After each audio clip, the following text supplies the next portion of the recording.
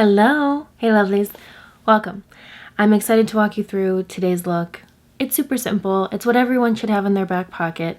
It's a 10-minute everyday makeup look.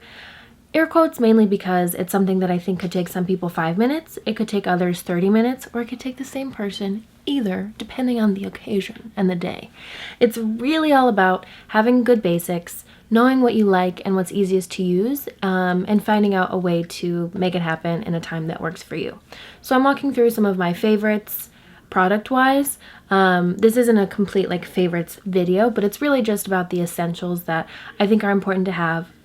Me being a maximalist, have too many versions of these things, so if I'm talking about a perfect nude lip color for me, I have 10 of those. So this is all about finding the ones that you like, keeping them on rotation if you prefer, but really just narrowing down a set of products that you know, desert island, bougie version. These are the makeup products that I could keep with me, that I could put together a good look in about 10 minutes. Let's see how it goes. All right, starting where most things start, the beginning. I would think all things start there. Anyway, starting here now, the beginning of this is foundation. So the foundation I'm using now is the Bare Minerals Hydrating Complexion Rescue Hydrating This is too long of a product name. Bare Minerals Complexion Rescue Hydrating Foundation Stick in the shade Ginger 06.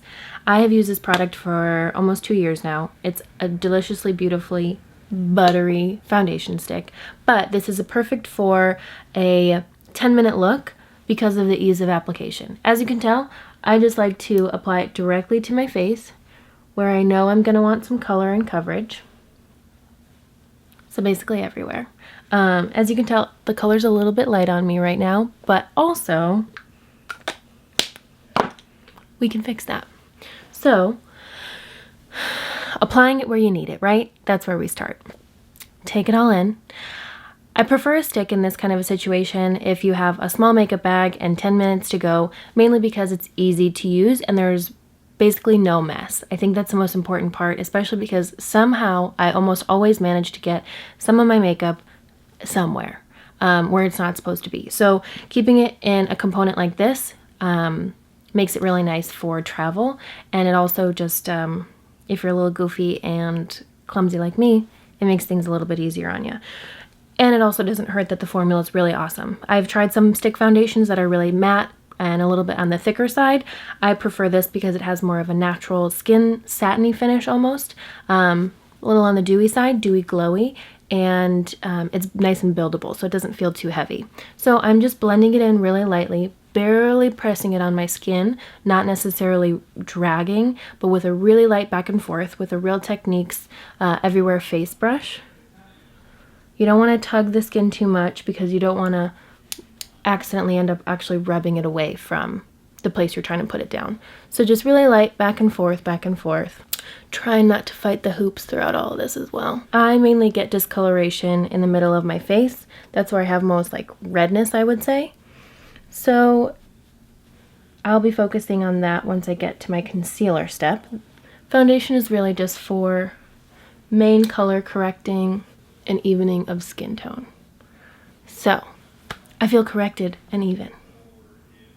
Once you've put your initial first layer down, quickly assess what you've done. Look at what you've done and truly see what the deal is. If you feel like you need extra coverage in certain places that you don't want to use a concealer for, then I would just say go back in with another layer or more of a spot application. Still use your brush, but instead of swiping, almost press it, and that way you get the coverage to be where you want it to be. But I'm going to go in with my concealer for any extra coverage that I feel like I need right now.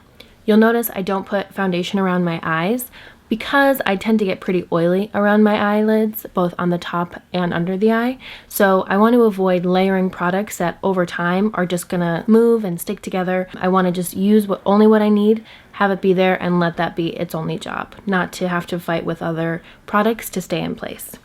With that being said, it is concealer time. An oldie but a goodie, a tried and true, Tarte Shape Tape. I use 2 different colors because I think it gives me the perfect amount of coverage, although this shade range of concealer is delicious and amazing, so there's something for everybody. This is a concealer that's full coverage. It has more of a matte finish, but it's not completely matte. I prefer a full coverage concealer, meaning that if you were to draw it on your eye, you would see complete opacity of color. You wouldn't be able to see what's underneath. Because I want a little to go a long way, this is nice.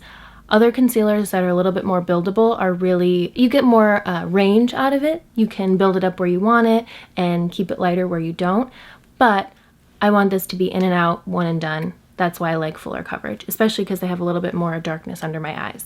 So using the darker shade, I use medium under my eye directly, closer to the inner corner, and not using a whole lot. Again, I don't need a whole lot right now because this isn't a full beat necessarily.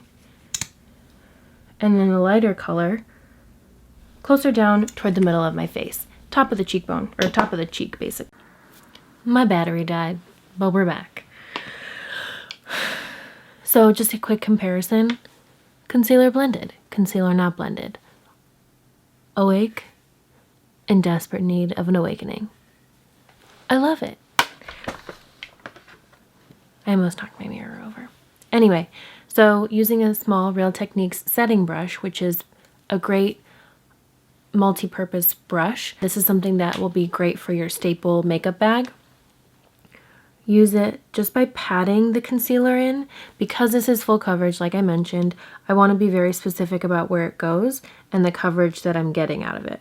So using this patting motion just really ensures that it's going where you want it and it's giving the depth that you want. So starting to bring it up into my inner corner where I have the most darkness and then bringing it under my eye. I don't want to go directly right up against my lash line just because that's where I have more fine lines and am prone to creasing. Just leaving that as a natural shadow, and my mascara there later will kind of cover it all up. And then blending onto my top lid to even things out. I just want to make sure I'm blending the rest down. Since this is a little bit lighter than the foundation that I put down, this is creating a little bit of a highlighting effect on the middle of the face. So that's that on that. Mid makeup floof. So I'm a little bit bright under the eyes. You'll notice that I'm a little bit more pink on my nose. So the beauty about makeup is that you can change things as you go. It doesn't always have to be do a step and never come back to it. I think that's silliness. So going back in with my foundation, adding some more coverage to the middle of my face, where I have some redness still. Also, the reason I'm using my foundation instead of my concealer, one, because my concealer is a little bit lighter and brighter and I don't necessarily need that much highlight in the middle of my face, but also the texture of this is much smoother, a lot thinner, and a lot more blendable. The texture of the concealer, it's drier and it's thicker, and I don't want that on the places in the middle of my face because that's where I have the most texture, you know, like blackheads, stuff like that. And I don't want that clinging to that texture on my skin. So I'm going to use the same brush just so I can get a little bit more precision, light buffing, just in the middle of my face. A fun fact and a fun important thing to have is some sort of either paper towel or a little towel at your desk, on your lap, wherever you are, in your car, whatever, just to help clean and buff out product if you're using brushes for multiple items. I just buffed it in between the thicker concealer with my foundation so that I'm not reapplying the thick concealer where I just said I didn't want it. Oh, and we have a boogie. And no, we don't. So really, really lightly again, basically no pressure. No pressure. Just really lightly sweeping this where I want the extra coverage. On to cheek color. I would recommend and prefer, especially if you want to keep a lightweight makeup bag and a actually short makeup routine, I would just condense the amount of products that you have. And typically, my preference in that case would be something like a cheek duo. So it's either blush and bronzer, blush and highlighter, bronzer and highlighter, whatever it looks like, or even if you have a multiple palette, like a quad or anything like that, I think you just get a little bit more use out of it. It doesn't take up a lot of space and you can just do a whole face with it. So in this case, I'm using a classic NARS Laguna Bronzer and Orgasm Blush. These are awesomely universal shades on everybody. One thing I will say regarding space in a makeup bag, I noticed that I tend to make I'm going to say real words in a second. I tend to take up most space with my makeup brushes. I usually just like to use a brush for a thing. So if it's concealer, I have a brush, foundation, brush, blah, blah, blah. So in this case, I have concealer, foundation, blush, bronzer, and powder, and then eyeshadow brushes. But I really could condense those down. But I'm not gonna, because I like being extra this time. Going in with my bronzer brush. Words are really hard sometimes. This is an It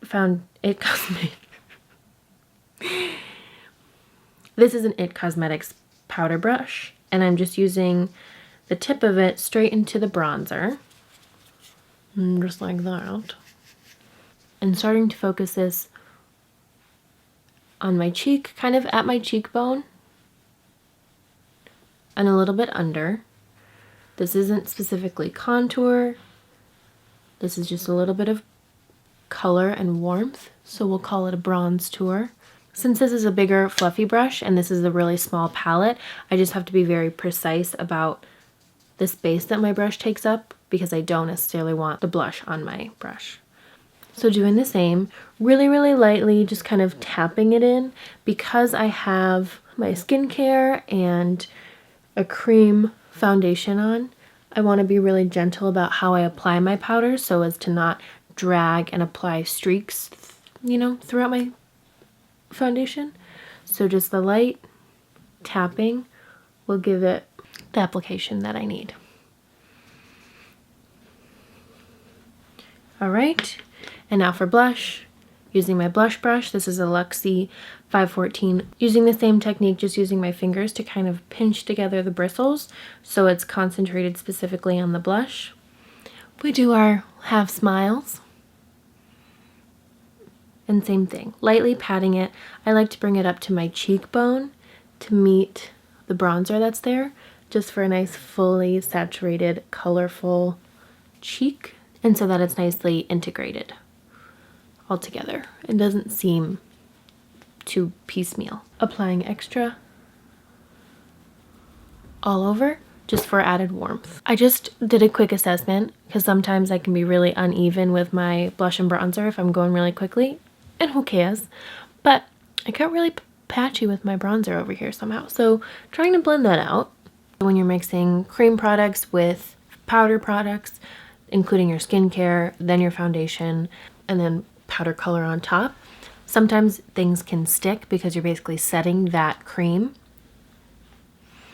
So just doing a little bit of extra blendation. And now, brows. Brows can be really simple depending on what you got, like what you were born with and actually what products you have. I like to keep it simple, and I'm grateful that I don't have to put in too much work. Thanks, Mom and Dad. This will just help to frame the face a little bit better now that we've got our base color down. This is just kind of adding structure as we go.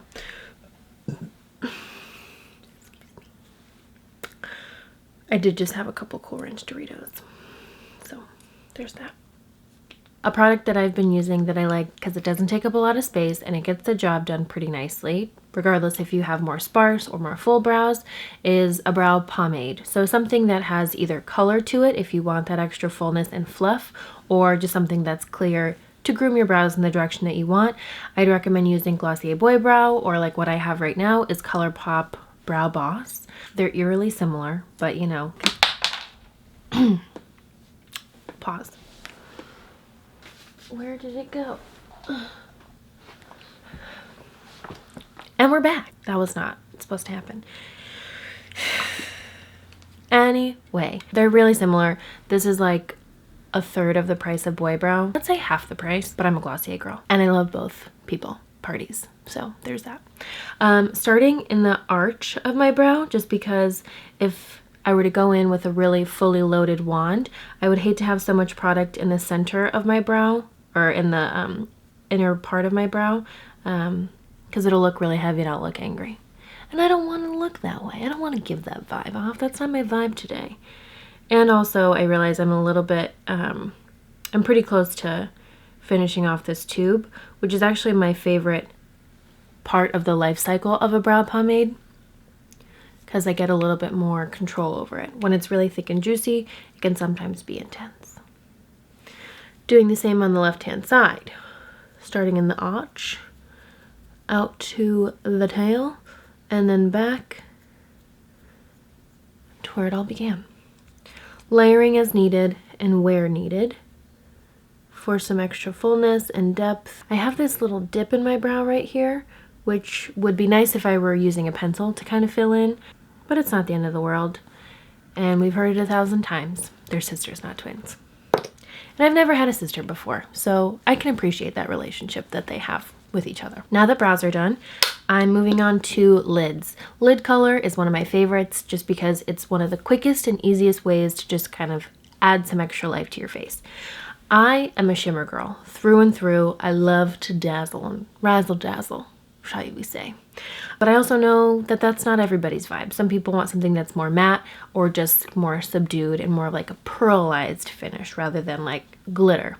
So this is one of my favorite palettes of all time. Unfortunately, it's discontinued, but I have some dupes that I'd recommend. But this is a Smashbox palette. It's a mini photo matte eyes, and it has cool and warm tone neutrals mattes. Easy to use, very versatile, and you can get a lot of different looks out of it.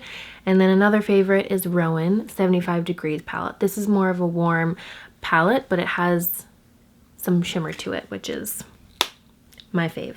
This is probably the easiest to use in a pinch because you can just use your finger, swipe it on, and go. With the mattes, you'd most likely need a brush unless you are a skilled finger master. That wasn't, I didn't want it to go there. For the mattes, I'm using a fluffy brush. This is a Morphe brush, the M504. I use something that is close to my natural skin tone. It's a little bit darker. Most people will call this a transition shade.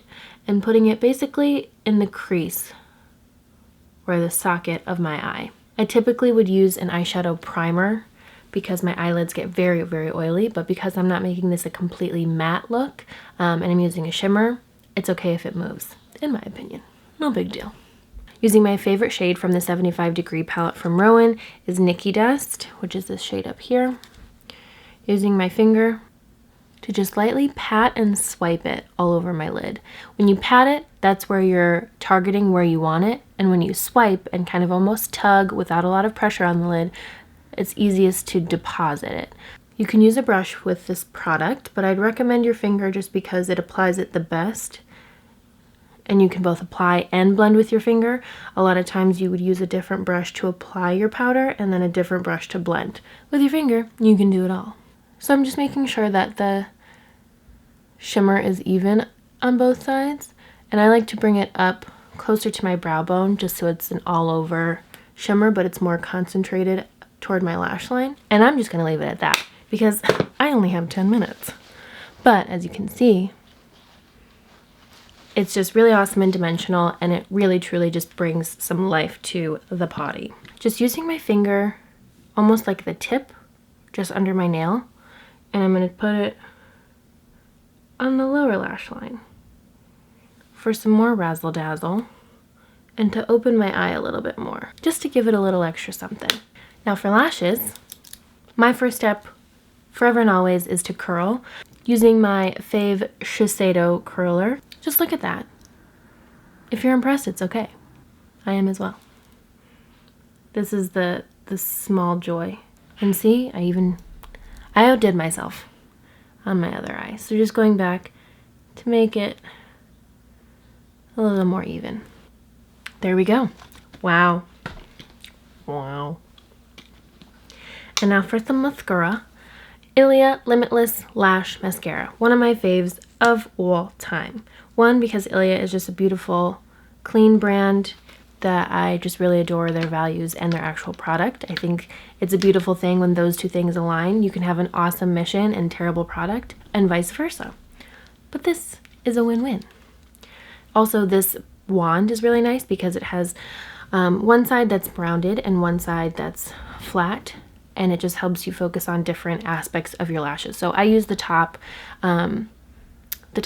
round for my top lashes, just to kind of get through all of them and to curl up my lashes as I apply it. And then you can use the flat side on the bottom lashes to separate. It's also a really beautifully buildable mascara. You can do a really light everyday layer, but if you want to add extra layers on top, you get much more volume, much more drama, and it's still very comfortable on the lashes. It doesn't feel heavy, waxy, flaky, or anything like that. And it also comes off like a dream, which I think is really important. I definitely like to layer mascara till I get the actual finish that I like. And keeping it light on the bottom. This is just an easy mascara to apply. You can get a couple layers out of it. It's not super wet or thick, and it can easily be done in a lot less time than I'm doing it. I understand why most people put their hair back. I feel like I just dragged mascara. I did.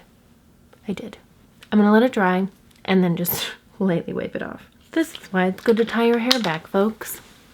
Pretending that didn't happen. It did. So, layering. I like to focus more color on the outer corner just so it has a little bit more of a drawn out finish. Leaving it at that.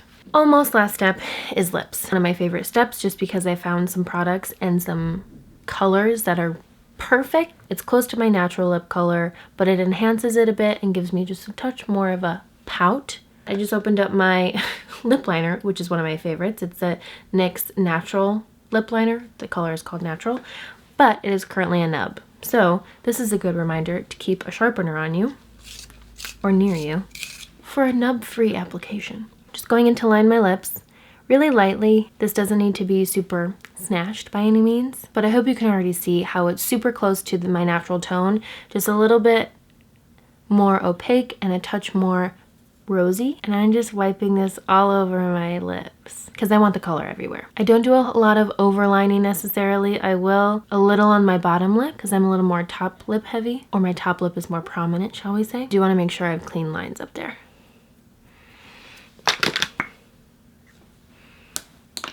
Lastly, filling it in with this really beautiful creamy but matte texture. One of my faves, Tarte Sugar Rush Sugar Coat Liquid Lip in the shade Cupcake. It smells like a cupcake without being overpoweringly nauseating. It has a doe foot applicator, and I just use a little to press into the center of my lip, smush them together.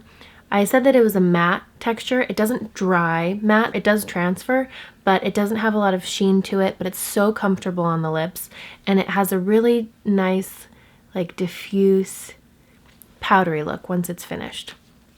I just love how easy it is to apply. I love the finish of it, and it's just nice to keep in your bag to reapply and touch up as you go. Last step, powder. I love my Glossier Powder. This is the shade G8 through G10. I'm really just gonna look at my skin, see where my oils are kind of coming through, and grab a little bit of tissue to blot.